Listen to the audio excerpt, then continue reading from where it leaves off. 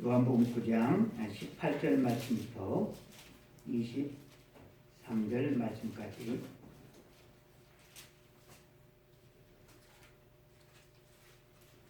요한복음 9장 18절로 23절 말씀까지 다 함께 합독하시겠습니다. 유대인들이 그가 맹인으로 있다가 보게 된 것을 믿지 아니하고 그 부모를 불러 묻되 이는 너희 말에 맹인으로 났다 하는 너희 아들이냐? 그러면 지금은 어떻게 해서 보느냐? 그 부모가 대답하여 이르되 이 사람이 우리 아들인 것과 맹인으로 난 것을 아나이다. 그러나 지금 어떻게 해서 보는지 또는 누가 그 눈을 뜨게 하였는지 우리는 알지 못하나이다. 그에게 물어보소서. 그가 장성하였으니 자기 일을 말하리이다.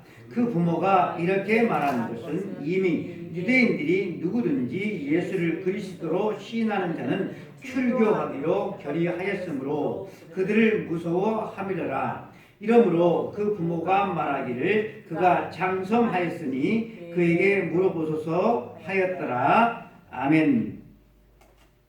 오늘 이 말씀을 근거로 요한복음 9장에 나타난 세 사람이 된 맹인에 대한 부제목으로 세상의 도전이라고 하는 제목으로 하나님의 말씀을 전할 때 우리에게 큰 은혜를 하나님께서 주시기를 원합니다. 아멘.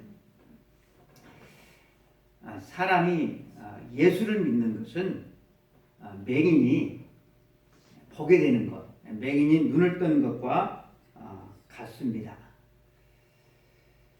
보지 못하던 맹인이 보게 된다면 여러분 어떨 것 같습니까? 깜깜했는데 이 세상을 휘황찬란한 이 세상을 보게 되면 얼마나 좋겠어요. 얼마나 여러분 감격이 크겠습니까? 그러나 이 맹인이 보게 되어질 때 이게 눈에 보이는 것들이 아름다운 것들만 보게 되어지는 것은 아니겠죠. 아름답지 못한 것들도 이 사람은 틀림없이 보게 되어질 것입니다. 차라리 보지 않고 살아가는 것이 낫겠다. 그냥 맹인으로 쭉 살았으면 좋겠다 싶은 그런 생각들도 이 사람은 틀림없이 가지게 될 거예요. 너무나 세상이 복잡해요. 얽히고 설킨 이런 일들을 보면서 내가 눈 감고 살 때가 더 좋았다라는 생각을 늘 하는 것은 아니지만 아마 하게 될 것 같습니다. 예수님께서 태어나면서부터 맹인이었던 이 사람에게 당신의 침을 흙에다가 이겨서 눈에다가 발라주고 그리고 실로암 못에 가서 씻으라 했더니 밝은 눈이 되어서 이 사람이 세상을 보게 되었어요. 살아가면서 어떻게 사고로 질병으로 못 보게 되어진 것이 아니고 이 소병은 이 맹인은 태어나면서부터 못 봤어요. 그러니까 세상을 본 적이 없는 거예요. 그랬던 이 맹인이 태어나서 이제는 어린 나이가 태어나서 이 세상을 보는 것처럼 한 번도 보지 못하는 것들을 이 사람이 이제는 보게 되어지죠. 이 사람이 자라면서 도대체 이 세상은 어떻게 되었을까? 많은 궁금증을 가지고 살아왔을 것인데 자기가 꿈꾸며 세상은 이럴 것이다 그렇게 살아왔을 텐데 정작 눈을 뜨고 보니까 자기가 생각하던 세상, 자기가 꿈꾸며 바라보던 세상은 아니었어요. 그가 눈을 떠서 맨 먼저 마주하게 되어진 것은 자기가 눈을 떴다는 이것, 자기가 눈을 떴어요. 그런데 사람들이 기뻐하고 축하해 주기보다는 너무나도 싫어한다는 사실을 이 사람이 보게 됩니다. 그가 맹인이었을 때는 모든 잘못이 자기에게만 있는 것 같았어요.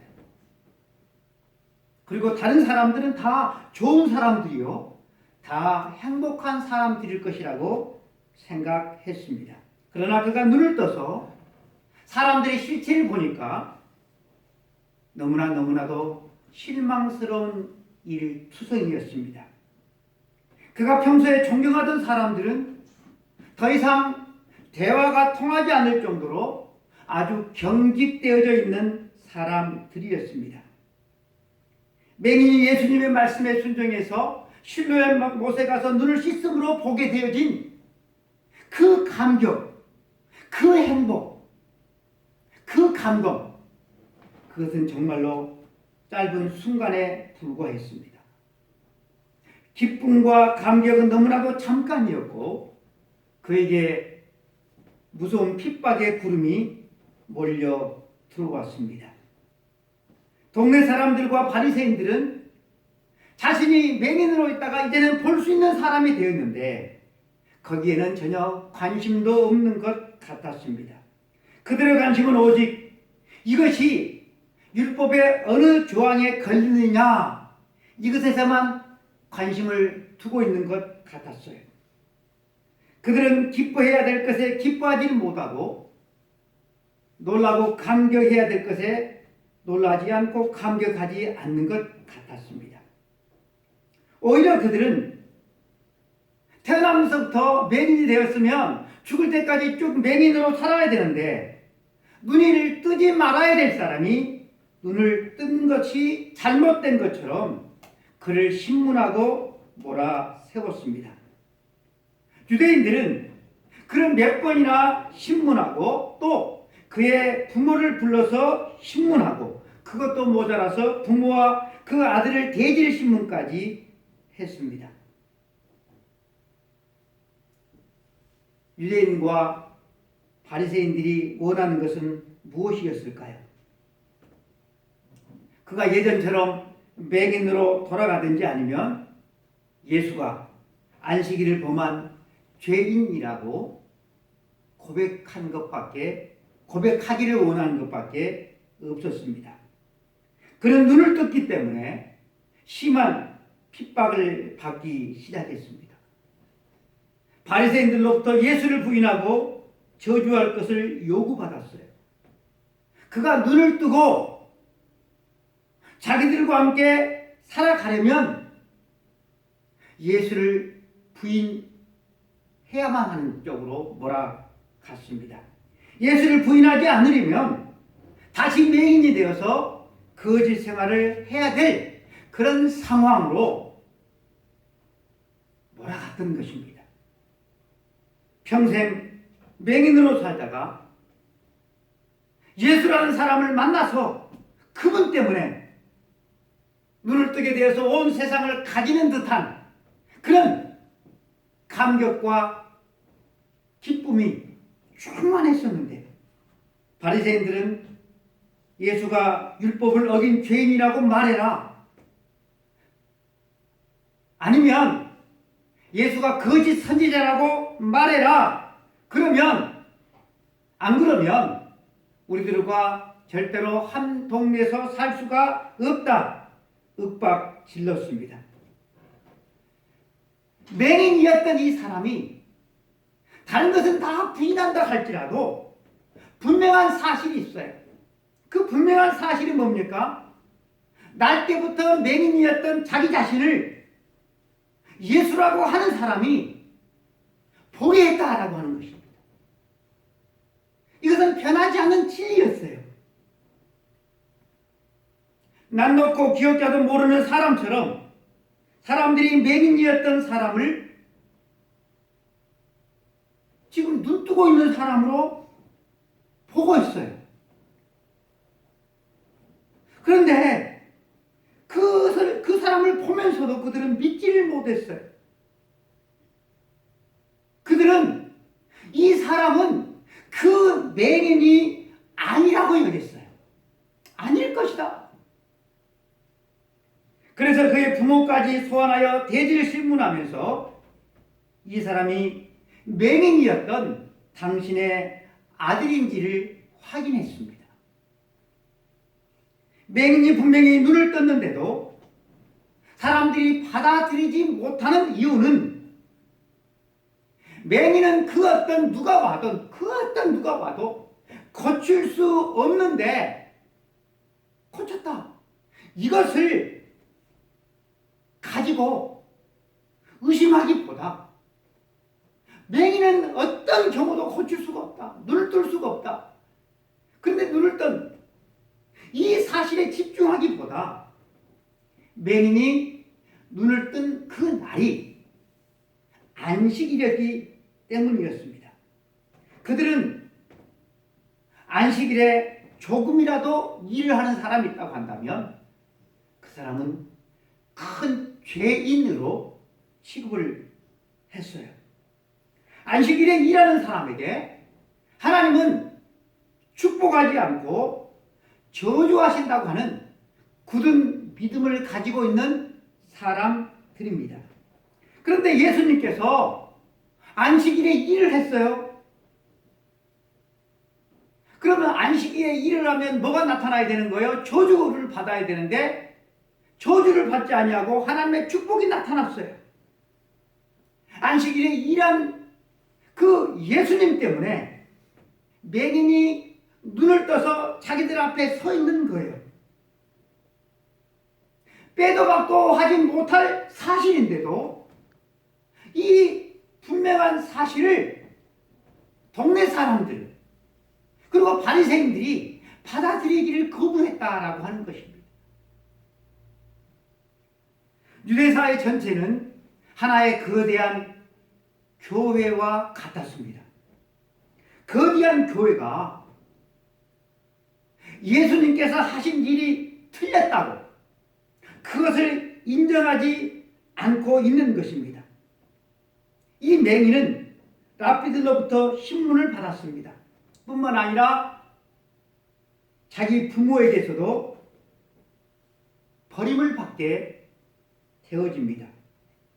그는 자기가 가장 도움을 받을 줄 알았던 사람들에게 자기가 큰 은혜 받은 것에 대해서 같이 기뻐하고 감격해하고 축하해 줄 알았던 그런 사람들, 부모와 동네 사람들로부터 외면을 당했습니다. 그러고 보면 핍박은 멀리서부터 오는 것이 아닌 것 같아요.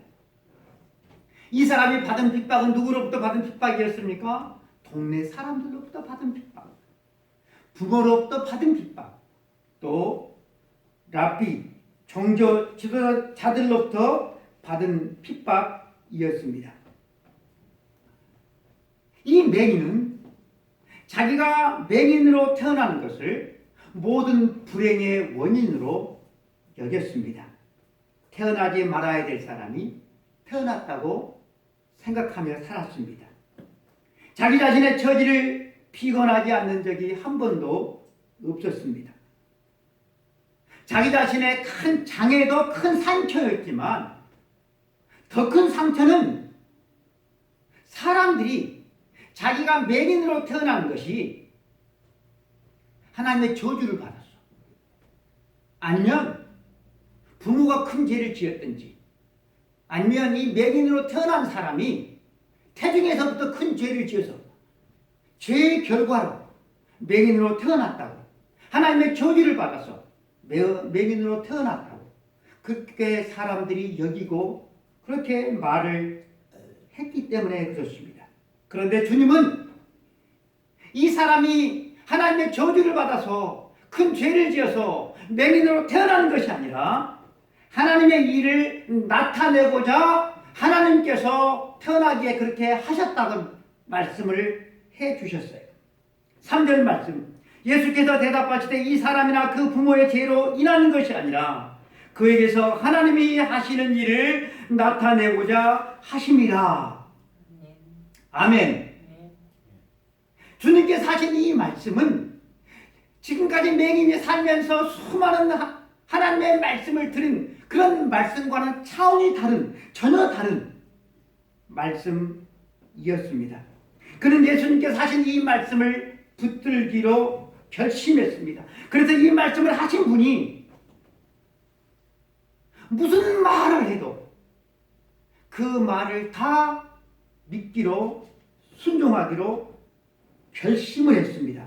그래서 실로암 못에 가서 씻으라라고 말을 했을 때도 의심 하나 품지 아니하고 그는 그대로 순종했습니다. 그 결과는 실로 정말 놀라웠습니다. 지금까지 온 세상은 정말 깜깜했는데 이제는 휘황찬란한 아름다운 세상의 눈에 보이기 시작했습니다. 그런데 좋은 것만 보인 것이 아니었지요. 그가 눈을 뜨게 되어진 것이 도대체 무슨 죄를 지은 것인지 그는 계속해서 사람들에게 이리저리 끌려다니고 불려다녀야만 했습니다. 나면서부터 맹인이었던 이 사람이 기적적으로 보게 되어진 이 기절초풍할 일에 동네 사람들과 부모와 또 랍비들이 함께 기뻐하며 축하하면서 하나님께 영광을 돌려야 될 그 순간에 그 주인공이 큰 죄인이 되어 버렸습니다. 동네 사람들은 맹인이었던 자가 예수라고 하는 사람이 진흙을 이겨서 자기 눈에 바르고 실로암 못에 가서 씻으라 했더니 내가 이렇게 눈을 뜨게 되었소 라고 하는 말을 들었지만 도무지 믿을 수가 없었습니다. 그렇죠. 여러분들이 그 현장에 있었다고 한다면 여러분들은 믿을 수가 있었겠습니까? 금모 집사님, 조 집사님? 금모 집사님은 믿을 수 있었겠어요? 남에서부터 맹인이었던 자가 눈을 뜨고 보게 된다는 것을. 이게 여러분 쉽게 믿을 일입니까?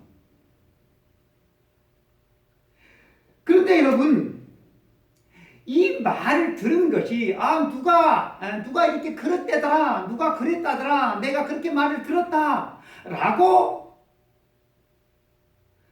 이 말을 전해드린 게 아니고 이 동네 사람들은 눈을 뜬 그 사람이 자기들과 한 동네에서 어렸을 때부터 맹인으로 살고 쭉 구걸하던 그 사람이 눈을 뜨고 와서 자기들 앞에서 지금 직접 하는 말이에요. 직접.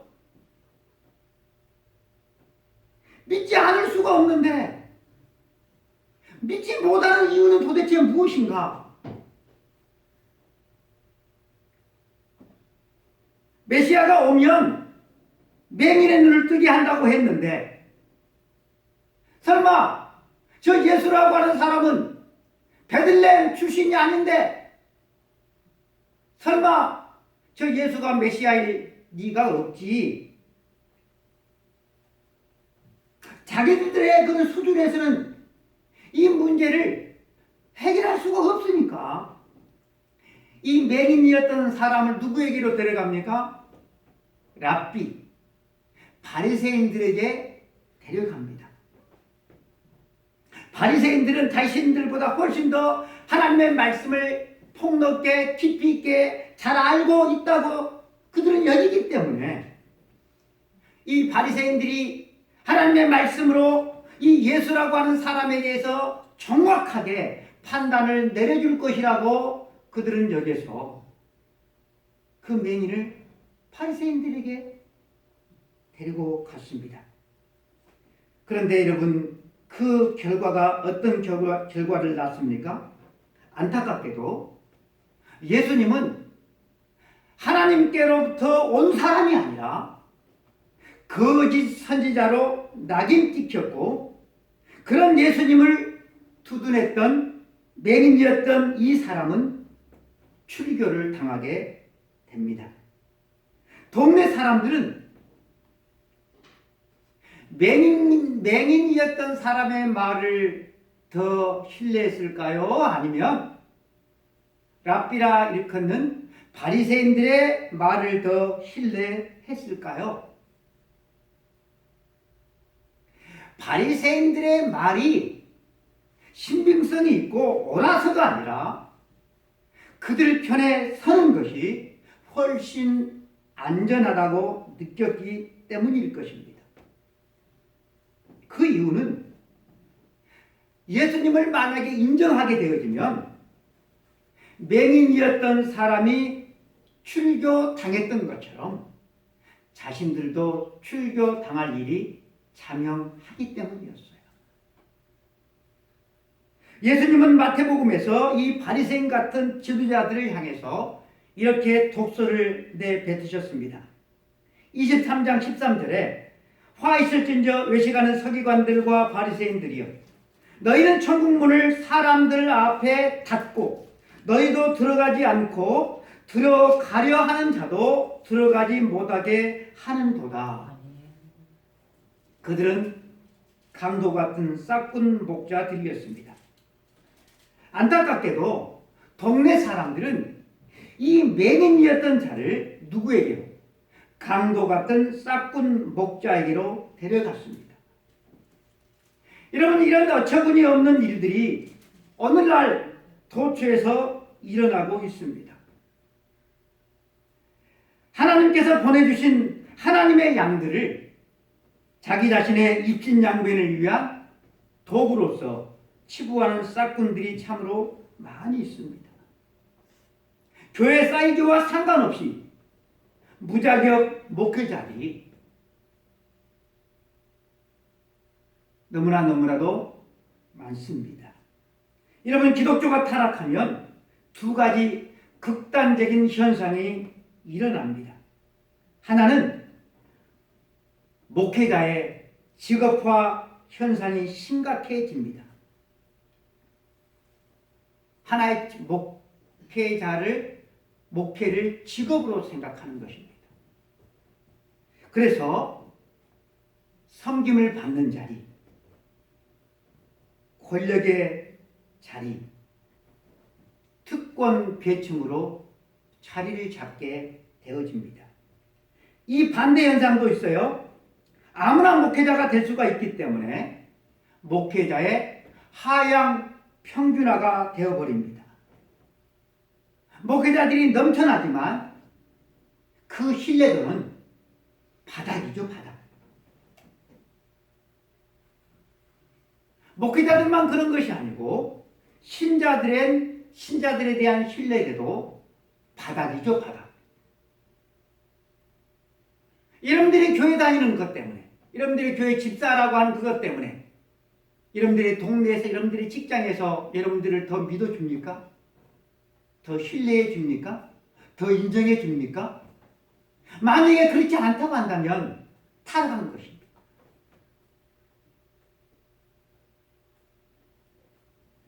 바리새인들은 맹인이었던 부모에게 두 가지 질문을 합니다. 이 사람이 날 때부터 맹인이었던 당신의 아들이 맞느냐라고 하는 질문과 또 하나는 만약 맞다고 한다면 어떻게 해서 눈을 뜨게 되었는지를 묻습니다. 그런데 이 질문에 대한 답은 벌써 당사자인 이 맹인이에게 들었어요. 그런데 또 물어요, 또 물어. 이 물음에 맹인이었던 사람의 부모는 이 사람이 맹인으로 태어났던 자기의 아들이 맞다고 첫 번째는 오케이를 합니다. 근데 두 번째 질문, 맞다면 어떻게 해서 눈을 뜨게 됐는지 물었는데 그 부모는 어떻게 해서 눈을 뜨게 되었는지 우리는 모르니 성인이 된 당사자에게 물어보시오. 그렇게 답변을 했습니다. 여러분들은 이 부모의 대답을 어떻게 생각하십니까? 어떻게 해서 눈을 뜨게 되었는지 모른다고 했습니다. 정말 모를까? 우리는 캐션 마크를 한번 찍어봐야 됩니다. 요즘 같으면 여러분 태아를 감별해가지고 뭐 장애로 태어날 것이다. 그걸 다 알잖아. 그러나 여러분 이 시대는 알 리가 없죠. 귀한 아들이 태어났는데 맹 보지를 못하는 거. 하루 이틀 3일 한 달 두 달 지나면서 좀 나아지겠지 볼 수 있겠지 아니에요. 이 아들이 다른 아이들처럼 해맑게 뛰놀지 못한 채 자라나는 이 모습을 보면서 그 부모는 얼마나 한이 맺히고 힘이 들었을까요? 그 아들이 이제는 성장을 해서 무엇인가 자기 밥벌이는 해야 되는데 밥벌이 할 게 없으니까 구걸하게 되죠. 그런데 그 구걸하는 그 자리까지도 누군가 데려다 주지 않으면 그 자리에까지 갈 수가 없죠. 그래서 그날도 이 부모가 아들의 손을 잡고 구걸하는 자리까지 이 아들을 데려다 주었는데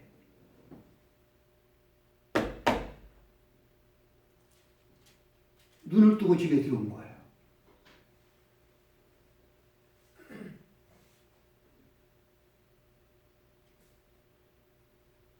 아마 이 부모도 이 아들이 자기의 아들인지를 확인했을 거예요.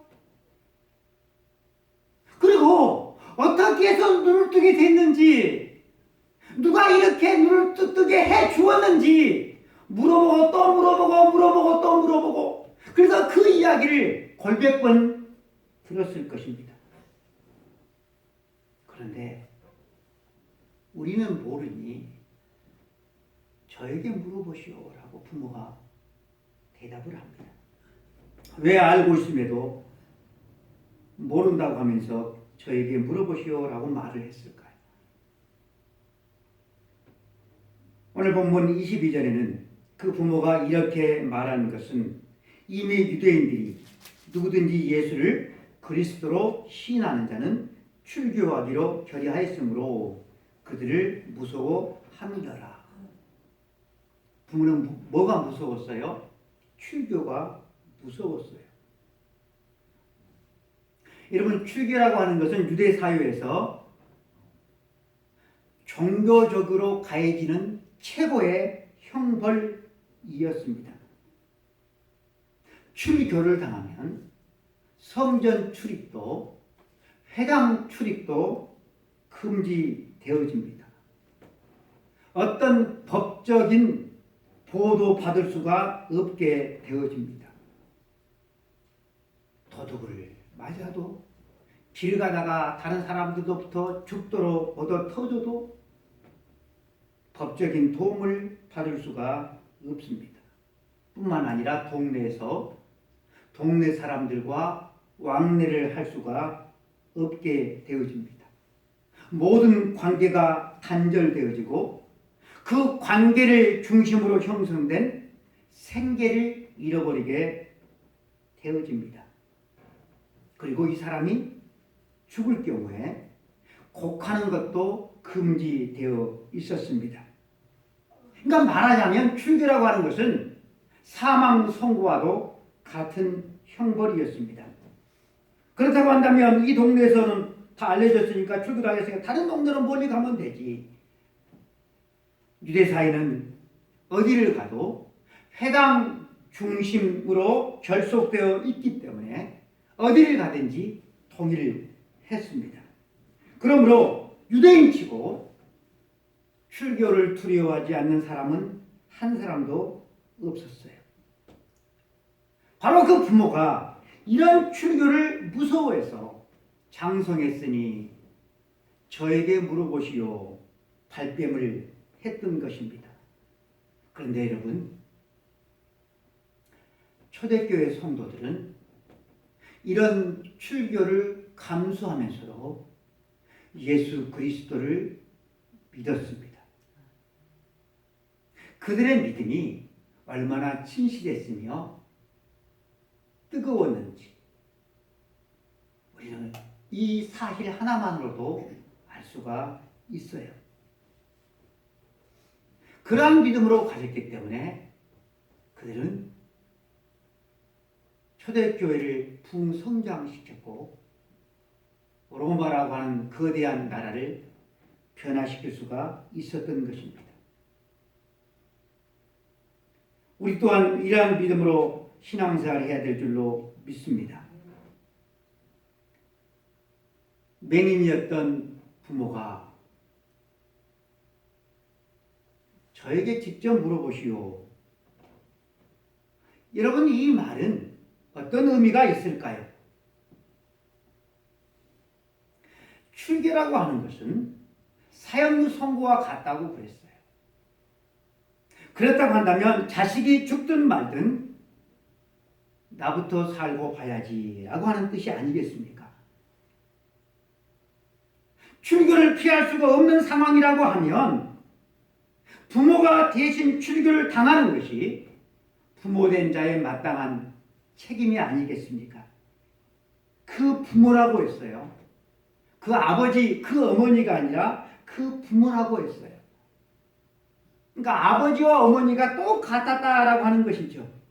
아버지가 자식에 대해서 아버지로서의 책임을 다하지 못한 무책임한 아버지였다고 한다면 그 어머니라도 대신해서 그 무책임한 그 아버지를 대신해서 자식을 지키고 보호해야 될 책임을 다해야 하는데 불행히도 그 아버지나 그 어머니나 아무런 차이가 없었습니다. 두 사람 모두 자기들만 살겠다고 이제 막 정상적인 제대로 생활할 수 있게 된 이 아들을 사지로 몰아요.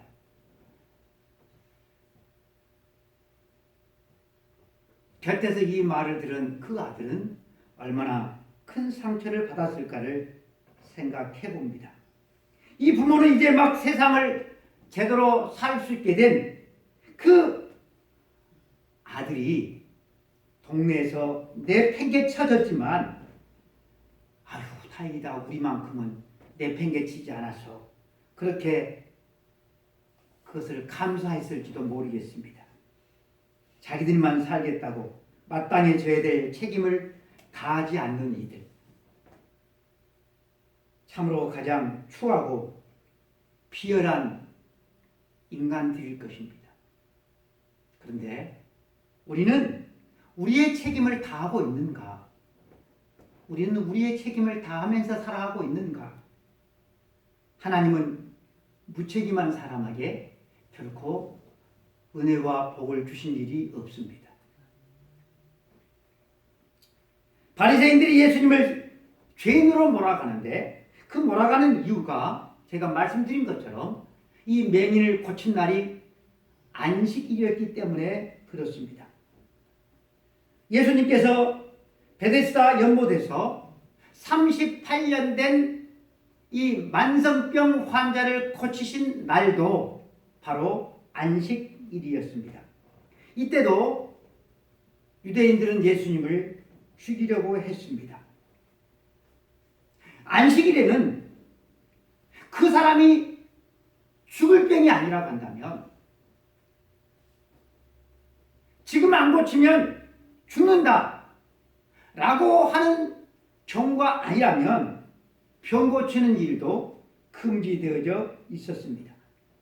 그러니 당연히 이 맹인은 해당 사항이 없죠.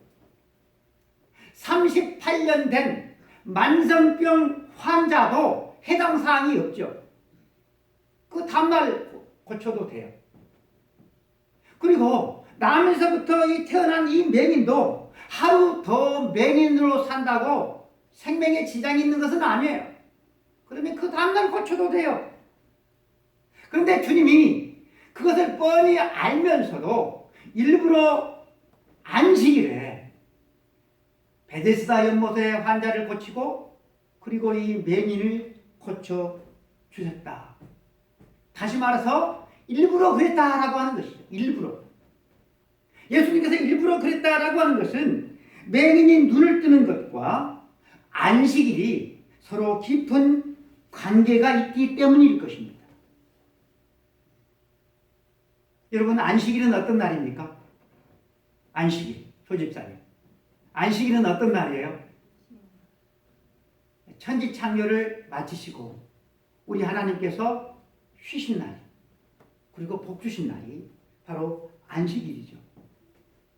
복 주신 날이 안식일이에요. 하나님도 쉬셨어요. 그런데 아담의 범죄 이후 모든 인간은 죄와 사망 아래 갇히게 되었어요. 하나님을 떠난 인간이 어떠한 세상에서 살아가고 있는지 우리는 피부로 느끼면서 살아가고 있어요. 하나님을 떠난 인간이 어떤 세상을 만들어가고 있는지 우리가 그 주인공들이기 때문에 그 사실을 너무나도 잘 알아요. 수고와 슬픔과 애통과 슬픔이 가득한 세상입니다. 환경이 파괴되고 재난이 닥치고 전쟁이 일어나고 늙어 죽고 병들어 죽고 배고파서 죽고 배불러 죽는 그런 세상에서 살아가고 있습니다. 하지만 새롭게 창조된 새하늘과 새 땅에서의 삶은 요한계시록에서 표현대로 다시는 사망이 없고 애통하는 것이나 곡하는 것이나 아픈 것이 없는 세상입니다. 예수님은 이 영원한 이 안식을 새하늘과 새 땅을 당신의 십자가의 죽으심과 영광스러운 부활을 통해서 성취해 가십니다. 예수님께서 이 땅에 오신 것은 안식일의 참 뜻을 성취하기 위해서 오신 것이다 라고 하는 것입니다. 그래서 우리 주님은 당신을 통해서 새 창조가 시작되었음을 이것을 알리기 위해서 여러 가지 표적을 보여주십니다. 죽은 나사로를 살리신 것도 인간이 사망으로부터 해방되었음을 알리기 위한 표시였습니다. 오병이어 기적을 일으키신 것도 먹고 사는 문제에 대해서 해방되었음을 알리는 표시였습니다. 예수님께서 이 남에서부터 안진병이 된 사람을 고치신 것도 빛의 나라가 시작되었음을 알리시는 표적이었습니다. 이것을 보여주시기 위해서 예수님은 문제가 일어날 줄 뻔히 알면서도 안식일에 맹인을 고치신 것입니다. 여러분, 바리새인은 율법을 연구하는 학자들입니다. 그들이 정말로 이 안식일의 참된 의미를 성경을 통해서 바로 알았더라고 한다면 예수님께서 안식일에 맹인을 고치셨다는 소식을 들었을 때 드디어 안식일의 참뜻이 성취될 때가 왔구나 하면서 감사하면서 이 맹인을 데리고 왔던 그 동네 사람들에게 이 사실을 알려야만 했을 것입니다. 맹인이었던 자에게 바리새인들은 어떻게 보게 되었는지 한 번만 물은 것이 아니고 여러 번 묻고 또 물었어요. 시대가 미완료 시대이기 때문에 우리는 그 사실을 알 수가 있습니다. 왜 묻고 또 물었을까요? 확실하게 알아서 맹인에게 일어났던 이 일을 정말로 확실하게 알아서 그 일을 행하신 예수님을 따르기 위해서였을까? 그건 아니에요. 두려웠기 때문입니다. 그들도. 만일에 예수님이 하나님께서 보내신 메시아가 맞다면 자기 자신들의 모든 기득권을 내려놓고 예수님을 메시아로 받아들이고 자기들도 그분의 제자가 되어야 했습니다. 진리가 너희를 자유하게 하리라, 자유케 하리라. 진리가 우리를 자유하게 하는데 그들은 진리를 애써 외면하고 거부했어요. 전대미문의 사건 남에서부터 그 맹인이 보게 되어졌는 그 사람을 눈으로 보면서도 그 일을 행하신 예수님을 거짓 선지자로 몰아갔습니다.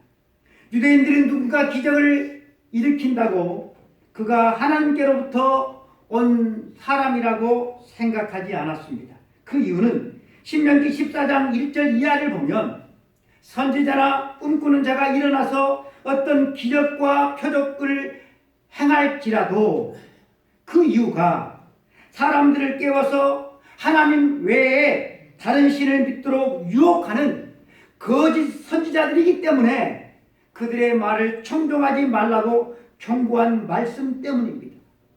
그래서 바리새인들은 예수님의 기적이 하나님께로부터 번영을 받은 자의 기적이 아니라는 것을 그들이 증명하기 위해서 예수님에게서 막 흠을 찾아요. 흠을. 그래서 그들이 찾은 흠이 바로 이것이죠. 예수님이 기적을 일으킨 그 날이 안식일이다. 안식일을 범한 자, 안식일을 범한 자가 어떻게 하나님께서 보낸 메시아 참된 선지자라고 할 수가 있는가? 안식일을 범한 자가 행한 그 권능이 어떻게 하나님께서 주신 권능으로 행한 것일 수가 있는가? 하나님께서 주신 권능이 아니라 사람 마귀가 준 권능으로 기적을 행했다라고 그렇게 몰아간 것입니다. 머리 잘 굴러가죠? 머리는 잘 굴러가는데 얼마나 불쌍한 사람들입니까? 진리를 애써 외면해요. 여러분들은 참된 예수 그리스도의 생명의 복음을 믿습니까? 그리고 예수 그리스도를 이 맹인이었던 자가 눈을 뜨게 되어진 이 사람들처럼 순종하십니까? 소경은 자기 자신이 볼 수만 있다고 한다면 모든 불행이 끝날 것만 같았습니다. 자기 자신의 모든 불행은 자기가 맹인으로 태어났기 때문이라고 여겼습니다. 그런데 예수라고 하는 분의 말씀에 순종했더니 그가 기적적으로 보게 되었습니다. 난생 처음 보는 세상인데 그런데 그가 곤욕을 먼저 치르게 되었어요. 눈을 떠서는 안 되는데 괜히 떠가지고 눈 뜬 것이 큰 죄인이 되어버렸다는 것입니다. 그는 자기가 눈을 뜬 것 때문에 그의 부모를 또한 곤란하게 했습니다. 세상을 살아가면서 이것만 있다면 참 행복할 것 같은데 이 문제만 해결되면 참 내가 행복하게 살아갈 수 있을 것 같은데 여러분 세상에 그런 것은 없습니다. 믿음을 가져도 여러분 마찬가지입니다. 믿음을 가졌다고 세상이 천국으로 변한 것은 결코 아닙니다. 오히려 이 맹인처럼 곤욕을 치르게 될 수도 있습니다. 그런데 여러분 확실한 것이 있어요. 이 맹인이 눈을 뜬 것처럼 확실한 것이 있어요. 예수 그리스도가 구원자라고 하는 것입니다. 예수 그리스도만이 구원자요. 예수 그리스도만이 생명이요. 예수 그리스도만이 유일한 하나님께로 가는 길이다라고 하는 것입니다. 이것은 분명해요.